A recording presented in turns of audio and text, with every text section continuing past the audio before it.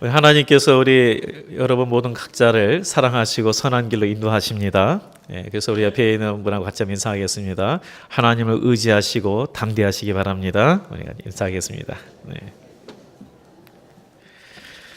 오늘 본문의 제목을 하나님은 왜 고난을 허락하시는가라는 제목을 가지고 우리 하나님 말씀을 듣도록 하겠습니다. 하나님께서는 우리를 사랑하십니다.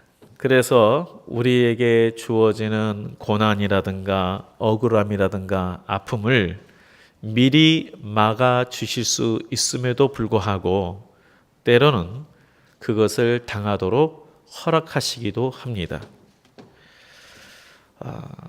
왜 그럴까요? 왜 이런 고난을 우리에게 허락하실까요? 시편 23편 4절 말씀에 보면 내가 사망의 음침한 골짜기로 다닐지라도 해를 두려워하지 아니할 것은 주께서 나와 함께 하심이라 라는 말씀이 있죠. 우리 많이 외워서 아시죠? 여기 보면 사망의 음침한 골짜기라고 번역되어 있는 원래 이게 원어의 의미는 이렇습니다. 한 치 앞도 분별할 수 없는 깊은 어둠이란 뜻입니다. 한 치 앞도 구분할 수 없는 깊은 어둠. 우리가 이 깊은 어둠이 있게 되면 두려움과 공포가 배가가 됩니다. 그렇죠? 제가 어렸을 때에 저희 할머님이 이제 사셨던 이 섬에 가면 이 호롱불이 있기 때문에 전기가 없어가지고 산 꼭대기가 호롱불인데 그 이상하게 또 하필이면 이 밑에 사신 게 아니라 산 위에 사시다 보니까 묘지가 많아요. 저녁에 화장실을 가야 되는데 못 가겠는 거예요. 어두워가지고 무서워가지고 낮이면 가는데. 그래서 오강이 그래서 있는 거 아닙니까? 우리가 어두움이 되면 깊은 어둠이 되면 공포가 배가가 됩니다. 그런데 하나님께서 이러한 어둠을 경험하지 않도록 막아주시는 것이 아니라 거기 보면 사망의 음침한 골짜기, 앞을 분간할 수 없는 깊은 어둠 가운데에 우리에게 허락하시고 그러면서 함께해 주신다라고 말씀하고 있습니다. 그래서 동행하며 보호하신다는 거죠. 그래서 때때로 우리 하나님을 섬기는 우리 성도들도 이 땅에서 경제적인 어려움을 당하기도 하고 큰 질병으로 고통을 받기도 합니다. 하나님의 뜻대로 사는 성도가 믿음 때문에 가족과 친족들 중에서 어려움을 당하기도 합니다. 심지어 선교사가 선교를 하기 위해서 가는 도중에도 교통사고로 가족이 죽기도 합니다. 왜 하나님께서 그러면 그러한 고난을 허락하시는가? 오늘 본문에 보면 이스라엘 백성들이 광야에서 무려 40년간을 지내도록 하신 하나님의 뜻이 무엇인지를 말씀해 주고 있습니다. 이 말씀을 보면 2절 말씀을 좀 보시기 바랍니다. 우리 2절 말씀을 같이 천천히 한번 읽어보겠습니다. 시작. 내 하나님 여호와께서 이 40년 동안에 내게 광야 길을 걷게 하신 것을 기억하라. 이는 너를 낮추시며 너를 시험하사 내 마음이 어떠한지 그 명령을 지키는지 지키지 않는지 알려 하심이라. 여기 보면 먼저 이는 너를 낮추시며 그랬습니다. 너를 낮추시기 위해서다. 겸손한 자가 되도록 하기 위해서 하나님께서 이 고난의 길을 허락하셨다는 것입니다. 분명 하나님은 사랑의 하나님이시고 그 백성에 대해서는 특별히 하나님께서 더 마음을 쏟으십니다. 그리고 그러한 고난의 길을 걷지 않도록 하실 능력이 있습니다. 그럼에도 불구하고 하나님께서 그것을 허락하신 이유는 바로 너를 낮추시며 바로 겸손케 하시기 위함이다라고 말씀하고 있습니다. 우리가 내 능력으로 모든 것을 할 수 있다라고 생각하는 사람은 하나님을 의지하지 않습니다. 참 믿음 생활 잘 안 하시는 분들 이렇게 짱 믿음을 가지셔서 그 남편에게 가서 이렇게 보면은 하나님을 믿고 의지하는 것은 약한 자의 모습이다. 이런 식의 어떤 그 마음이 있어요. 그래서 나는 내 능력을 믿는다. 이렇게 이야기를 해요. 그런데 그러한 사람이 하나님을 찾게 되는 것은 고난을 경험하여서 정말 내가 아무것도 아니라는 것을 깨달을 때예요. 제가 주중에 어떤 분을 소개를 통해서 한 목사님을 만났는데 우리 교단 목사님은 아니고요. 연세가 드셨는데 본인의 이야기를 하시더라고요. 이게 뭐냐면 본인이 원래 태권도 국가대표 선수였대요. 근데 그래서 국가대표 선수 승승장구하는 상황에 본인이 병이 걸린 거예요. 암이 걸렸어요. 보니까. 그래서 이 암으로 인해서 이제 어차피 이제 출전하려고 하면은 이 건강검진을 해야 되나 봐요. 근데 그걸 통해서 본인이 암이 있다는 걸 발견하게 된 거예요.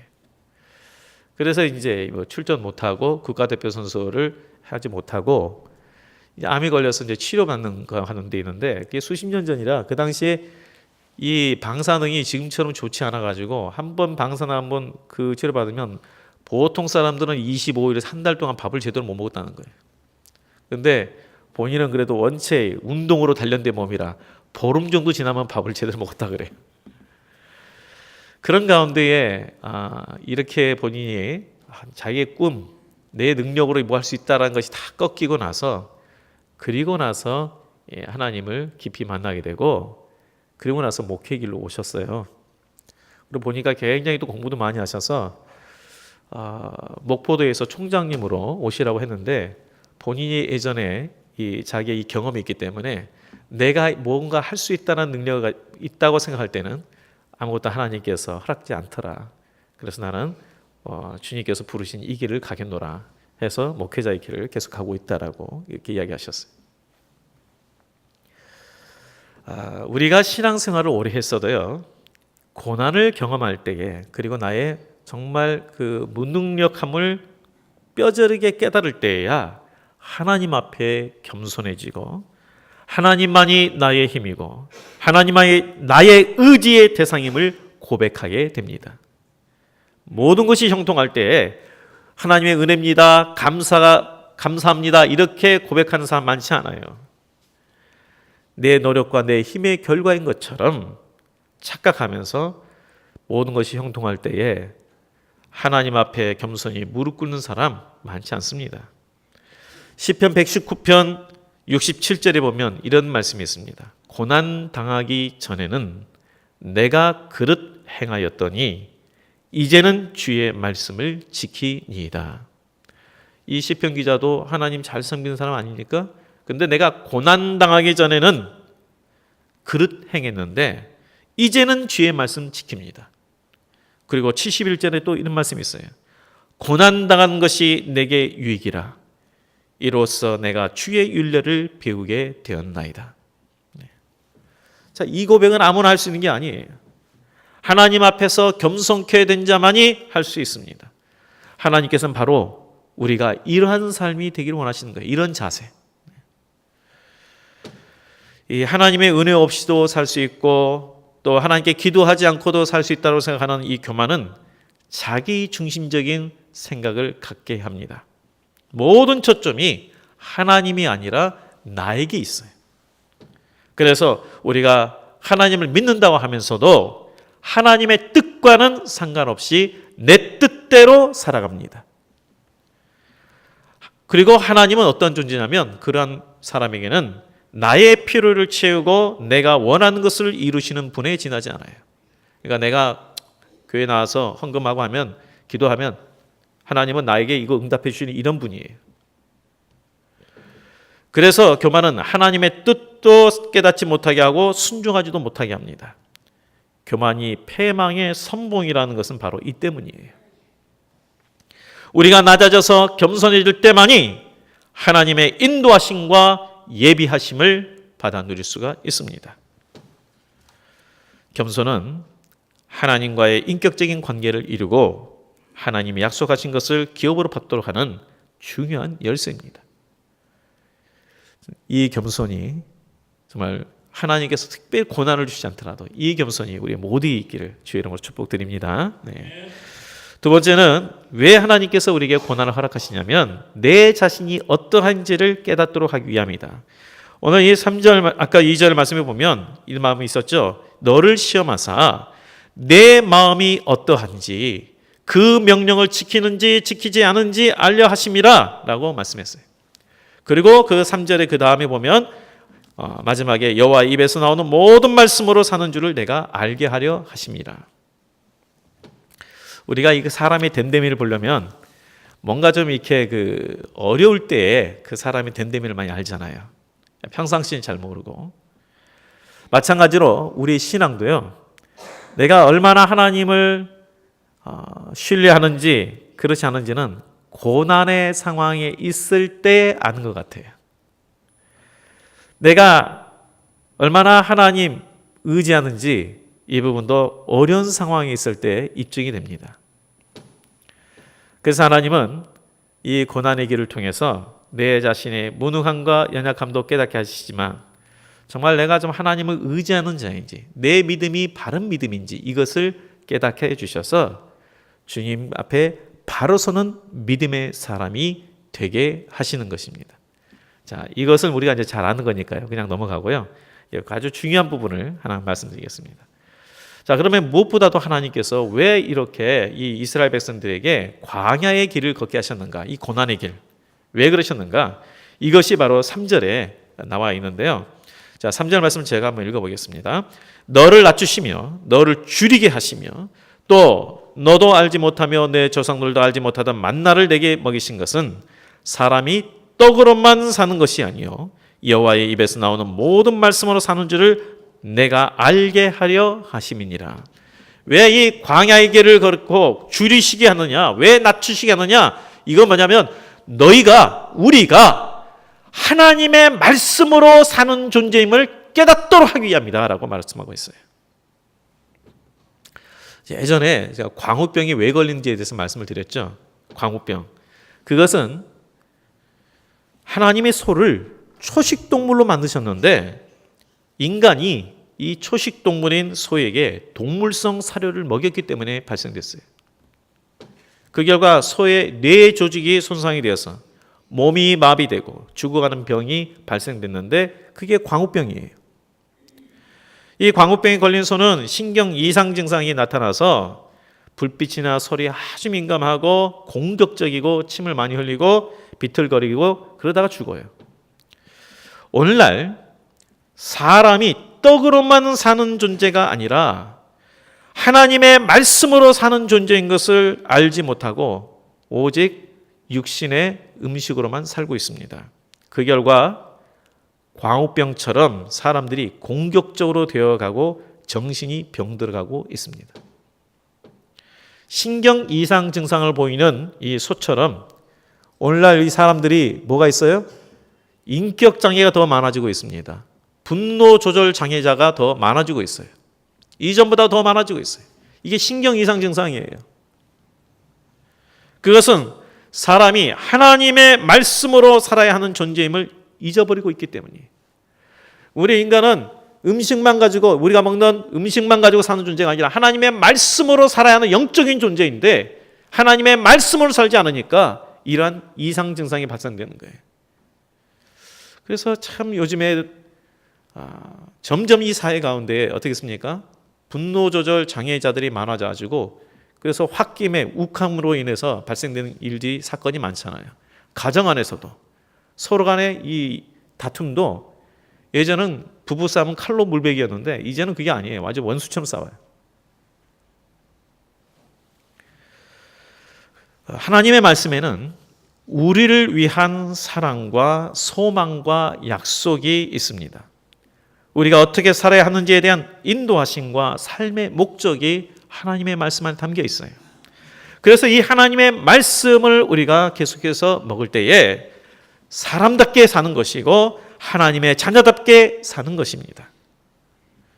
그래서 하나님께서 이 이스라엘 백성들 그리고 오늘날 우리에게도 이러한 고난의 길을 통해서 배우도록 한 게 뭐냐면 너희는 육신의 양식으로만 사는 존재가 아니라 하나님의 말씀으로 살아야 하는 영적인 존재인 것을 계속해서 말씀하고 계신 거예요. 그래서 교회는 세상에서 좋은 것을 주는 것이 아니라 세상에는 없는 것을 주는 것이 교회예요. 하나님의 말씀. 그렇다면 광야의 길, 이런 고난의 길을 가는 자들이 이 고난의 길을 통과하고 하나님이 예비하신 것을 받아 누리는 그런 삶이 되려면 어떻게 되는가? 그것은 우리가 너무나도 잘 아는 말씀이지만 잘 되지 않는 단어가 있죠. 순종입니다. 순종. 그리고 인내예요. 이 광야의 길을 가는 그 이스라엘 백성들이 불순종으로 인해서 참 많은 징계를 당했습니다. 이들이 분명 출애굽할 때에 10가지 재앙, 하나님만이 하실 수 있는 재앙을 보았고 또 홍해를 건너는 그러한 놀라운 역사를 경험했음에도 불구하고 실제적으로 현실에 닥치는 여러 가지 문제들이 올 때에 어떻게 됐습니까? 그 마음 가운데 불평과 원망이 있었습니다. 뭐 이것은 비단 우리도 마찬가지예요. 근데 이제 이런 부분들도 있겠지만 하나님께서 이들에게 반석에서 물이 솟아나게 하시고 배고플 때는 만나와 메추라기를 또한 주셨기 때문에 사실 뭐 먹는 문제는 조금 이 반찬이 많지 않아서 투정은 부릴 수 있지만 그렇게 힘든 것 같지는 않고 정말 힘든 게 뭐였을까 해보니까 정말 이들에게 광야 생활할 때 가장 힘든 게 뭐였을 것 같습니까? 가장 힘든 게 그것은 움직이지 않고 기다리는 것이 움직이지 않고 기다리는 것. 그들이 가나안 땅에 들어가는 입구인 가데스 바네아 거기가 이제 바란 광야거든요. 이 바란 광야까지 가기 전에 18개월 걸렸어요. 출애굽해서. 근데 이 바란 광야에서 38년을 기다립니다. 지금 현재 눈앞에 물도 풍부하고 또 열매도 과실 수도 있는 그런 땅을 앞두고 지금 척박한 광야에서 38년간을 기다리는 거예요. 몇 달만 기다린 것도 아니에요. 몇 년을 기다린 것도 아니에요. 자그마치 38년을 기다리는 거예요. 그곳에서 계속 거주하는 거예요. 바란 광야에서 200만에서 250만이 되는 사람들이. 하나님께서 구름이 떠올라서 구름 기둥으로 이동하지 않으면 이동할 수 없기 때문에 이들이 하염없이 언제쯤 이동하나 그것만 바라보는 거예요. 얼마나 힘들겠어요. 이것이 바로 순종 훈련입니다. 순종 훈련이에요. 우리는 바쁘게 무엇을 열심히 하는 것을 순종으로 생각하기가 참 쉽습니다.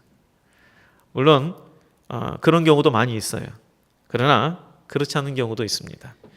광야에서 구름 기둥이 떠오르지 아니할 때는 움직이지 않는 것이 순종이에요. 무슨 말입니까? 하나님의 우리의 삶을 인도하실 때에 광야에서 구름 기둥을 멈췄듯이 우리에게도 멈추게 하실 때가 있습니다. 때로는 해야 할 일이 내 가운데 많은데 하나님께서 멈추게 하십니다. 건강의 문제든 상황의 문제를 통해서든 하나님께서 우리에게 멈추게 하실 때가 있습니다. 그럴 때는 하나님께 모든 걸 맡기고 멈춰야 돼요. 내가 지금 당장 이 일을 안 하면 안 될 것 같거나 지금 쉬면 안 될 것 같아서 더 열심히 해야 한다고 생각하는 것은 내 생각이에요. 그때 하나님께서 우리에게 멈추라고 말씀하시면 멈춰야 됩니다. 그리고 하나님을 더 깊이 알아가는 기회로 삼아야 합니다. 그래서 순종은 멈춰야 할 때에 멈추는 거예요. 내 생각대로 하려는 것, 내 계획에 따라 바쁘게 움직이는 것, 이것을 멈출 수 있는 것이 진정한 순종입니다. 그 사도 바울이 하나님의 부르심을 받아서 그래서 복음의 사도로 쓰임을 받기까지 실제적으로 14년 이상이 걸렸습니다. 우리가 생각할 때는 금방 그냥 회심해서 금방 전도한 것 같죠? 아니에요. 하나님께서는 사도로 쓰임 받기까지 14년이라는 시간을 기다리게 하셨어요. 14년. 그래서 그가 처음에는 아라비아 광야에 한 3년 정도 갔다가 길리기아 다소 자기의 고향에 가가지고 바나바를 통해서 부름 받을 때까지 거의 한 14년 동안을 거의 머뭅니다. 물론 그 기간 동안에 할 일 없이 있었다는 게 아니고 영적으로 더욱 성숙되는 기회를 삼고 하나님의 일을 기다렸던 거예요. 근데 그 기다림이 헛된 시간이 아니죠. 그때의 그 시간이 있었기에 그 이후에 그의 사역을 통해서 놀라운 역사들이 나타나지 않았습니까? 말씀하실 때까지 기다리는 자, 곧 인내하는 자가 되시기 바랍니다. 바로 그러한 순종과 인내가 광야와 같은 고난의 길을 통과할 뿐만 아니라 하나님이 예비하신 것을 취하는 그런 믿음의 사람이 되게 하시는 것입니다. 우리 성도님들, 우리는 왜 이 고난의 길을 가게 하시는지를 다시 한번 우리가 생각해야 합니다. 우리 성도님들의 삶들의 어떤 분들은 참 기도 제목을 쭉 보면은 그래요. 참 질병 가운데 있는 성도들도 있고요. 또 어떤 가운데는 경제적으로 너무 요즘에 이제 자영업자들이 참 어렵잖아요. 그런 힘든 가운데도 있고요. 또 취직이 안 되니까 우리 젊은 좀 아들들이 딸들이 참 취직이 안 돼서 이런 또 여러 가지 어려움도 있고요. 그리고 또 요즘에 너무나 또 이 신앙 가운데 서지 못하게 방해하는 것들이 많다 보니까 우리 자녀들이 믿음에 방황하는 그러한 여러 가지 기도의 제목들이 있습니다. 여러 가지 이러한 어려움들이 있는데, 자, 이것들이 속에서 오늘 말씀을 통해서 깨달아야 하는 것은 이를 통해서 하나님께서는 우리를 낮추심으로 더욱 하나님 의지하게 하시고 하나님의 말씀으로 살아가는 자가 되도록 하신다는 뜻을 깨달아야 합니다. 우리는 이 땅에서 이 세상에 주는 그 음식으로만 사는 존재가 아니라 하늘의 양식을 먹고 살아가는 영적인 존재여 하나님의 자녀입니다. 끊임없이 하나님의 말씀 가운데 우리가 거해야 합니다. 그래야 우리를 향한 하나님의 뜻, 하나님의 인도하심, 그리고 우리에게 세임 주심, 이것을 통해서 우리에게 주어진 문제들을 이길 수 있는 힘이 있고요, 소망 가운데 인내할 수 있는 힘이 생기는 것입니다. 그리고 우리가 하나님 말씀을 가까이 하면서 말씀대로 순종하는 자가 되어야 합니다. 아까 말했지만 멈추라 할 때는 멈춰야 됩니다. 바쁘게 움직이는 것만이 순종이 아니에요. 가만히 멈춰서 하나님을 묵상하는 것, 이게 순종입니다.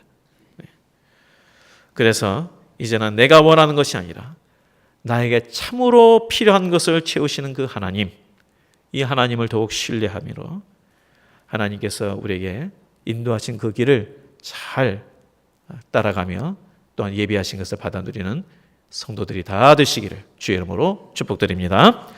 기도하겠습니다. 하나님 아버지, 오늘도 하나님께서 우리 성도님들을 예배의 자리에 불러주셔서 주님 앞에 예배드리고 하나님의 말씀을 통하여 각자를 향한 주의 음성을 듣게 하여 주시니 감사드립니다. 주님, 순종하는 믿음이 되게 하여 주옵소서. 하나님을 신뢰하는 믿음이 되게 하여 주옵소서. 우리의 주어진 상황이 어떠하든지 나를 향한 선한 계획을 갖고 인도하시는 그 하나님을 의지하고 소망 가운데 인내하는 우리 성도들이 되게 하여 주셔서 지금의 주어진 모든 문제를 이기고도 남는 신앙, 그리고 하나님께서 예비하신 것을 받아 누리는 그런 믿음들이 다 될 수 있도록 주여 역사하여 주시옵소서.